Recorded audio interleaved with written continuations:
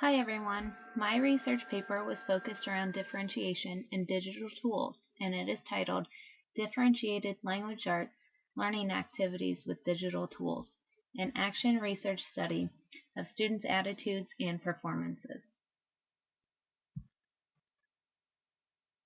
Before I researched, I decided to explore the resources my colleagues had about differentiation. I was glad to find that many of them had resources that would benefit this research. In the future, I will use this technique as it not only saved time, but piqued the interest of my coworkers. Upon initial research, I found that differentiation involves altering one or more of these educational components: content, process, and product. The content, process, and product can be enhanced with students utilizing technology for learning activities. Teachers have found that using technology with learning supports their students evolving into critical thinkers and independent learners. Helping my students become independent learners has always been a personal goal of mine since I started teaching 7 years ago. So finding this only made me want to differentiate learning with technology more often in my own language arts classroom. Finally, my research pointed out that both differentiation and digital tools are critical for 21st century learning. For me, I've always believed this, but it was reassuring to find while researching. My problem statement focused on how students come to teachers from year to year at different levels of learning. In Ohio, I am required to show that my students have grown in their learning. As students come to me at different levels, differentiation will help me meet each student's needs in order to help them grow. Collaboration, communication, organization, student choice, and authentic learning for students are a few of the skills and benefits of differentiating instruction with technology.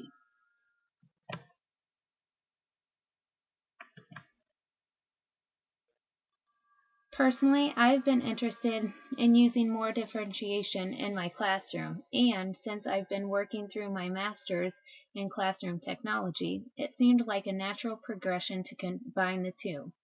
I've always wanted to see the impact in my own classroom with differentiated instruction using digital tools, especially with student attitudes and performance. The following questions were used in my research. The first being, is there a difference in student attitudes when learning with differentiated learning activities with digital tools? And is there a difference in 8th grade student language arts grades when learning with differentiated learning activities with digital tools compared to their 7th grade language arts grade? The following information describes the variables of technology, student attitudes, and language arts grades.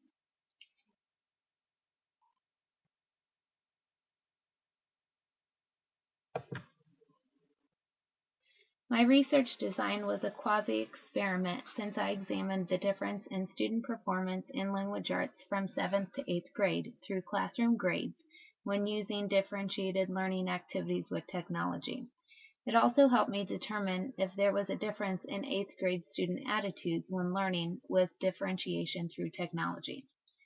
You can see that my population consisted of 62 total students, with slightly more females than males.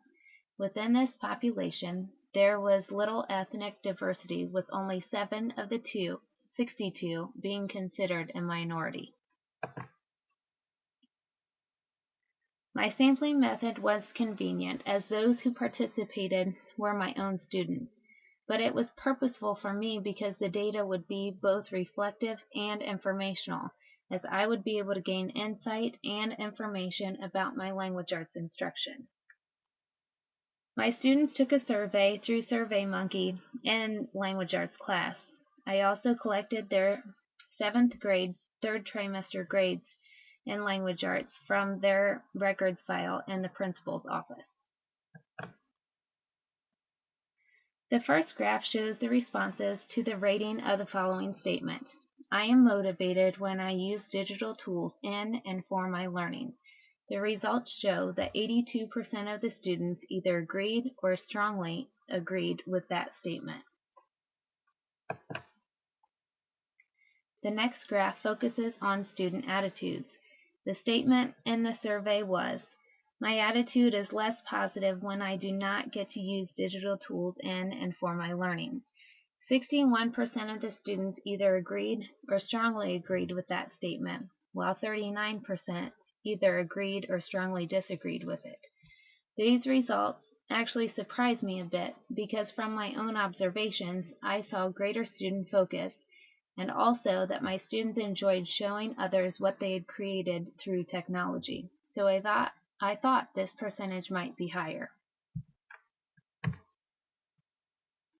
Students were also asked questions pertaining to the frequency of technology use in their language arts class. Additionally, I wanted to find out how often students preferred using digital tools. The graph on the left is showing the students' perception of how often technology was used compared to the graph on the right showing how often they would like to use technology. Since technology is such a big part of our students' lives, I wasn't surprised to see that they wanted to be able to use it more in their learning. The final graph focuses on student performance. I was able to collect my students' final trimester 7th grade language arts grades from the principal's office and compare those to their final trimester 8th grade language arts grades. I was pleased to see that there were more students who increased their performance in 8th grade than decreasing it, and that 92% of the students either maintained or increased their grades. In conclusion, students in my language arts class who used technology to demonstrate their learning either enhanced or had no effect of students' language arts grades. Students' attitudes about using technology in my class were positive, making my personal classroom transformation successful in the eyes of students. These results have been found in other studies. In 1998, Wenglinski found that technology has an impact at the middle school level and especially promoted higher order thinking, which increases research, presentation, and oral communication skills. There are some limitations in my research. Internally, students could have responded to the survey questions with answers they thought were appropriate instead of their true opinion. And knowing their teacher would be reviewing the results, they might have responded in a way that would positively inflate the results.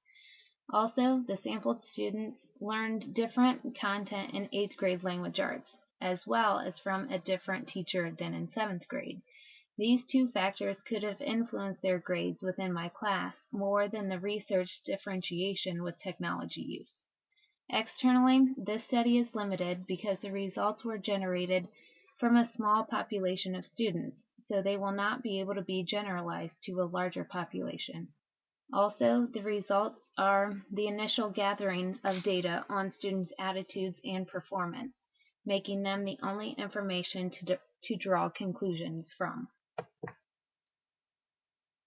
In the future, I would like to conduct the same research with a larger population of students to compare to my initial results. I will continue to incorporate technology into my classroom. Not only were the results from this research promising, but I also feel I'm responsible for molding students into responsible digital citizens.